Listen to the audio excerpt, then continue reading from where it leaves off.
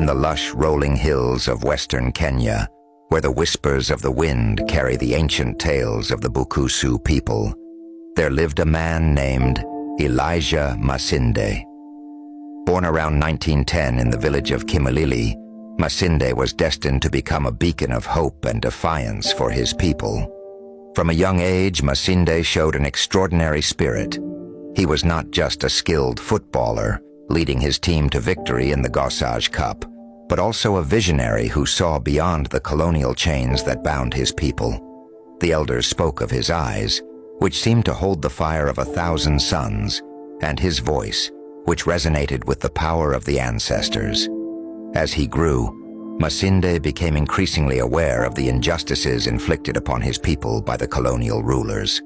The land, sacred and fertile, was being stripped away, and the Bukusu traditions were being trampled underfoot. It was during this time that Masinde had a vision. In the heart of the night, under the sacred sycamore tree, the spirits of the ancestors appeared to him. They spoke of a new path, a fusion of the old ways and the new, a path that would lead his people to freedom. Inspired by this vision, Masinde founded the Dini Yamsambwa, a religious movement that blended Christian teachings with traditional Bukusu beliefs. The word Masambwa means ancestral spirit, and Masinde's teachings emphasize the importance of honoring the ancestors and reclaiming the land and identity that had been stolen. Masinde's message spread like wildfire. From the hills of Bungoma to the plains of Uganda, people flocked to hear the words of the prophet. He spoke of a future where the Bukusu and all African peoples would stand tall, free from the yoke of colonial oppression. His defiance against the colonial authorities led to multiple imprisonments, but each time he emerged stronger, his spirit unbroken.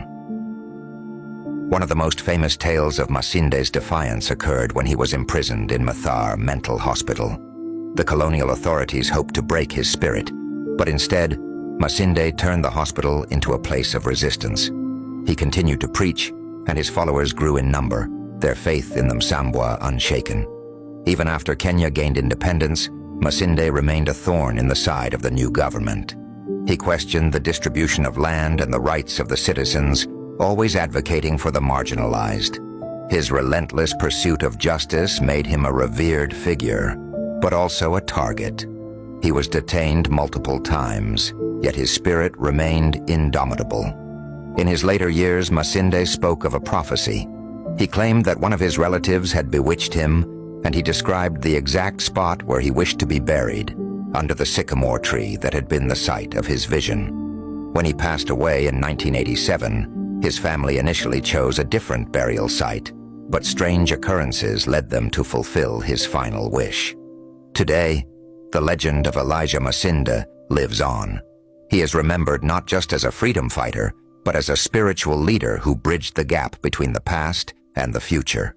His teachings continue to inspire, reminding the Bukusu and all who hear his story that the spirit of the ancestors is always with them, guiding them towards a brighter, freer future.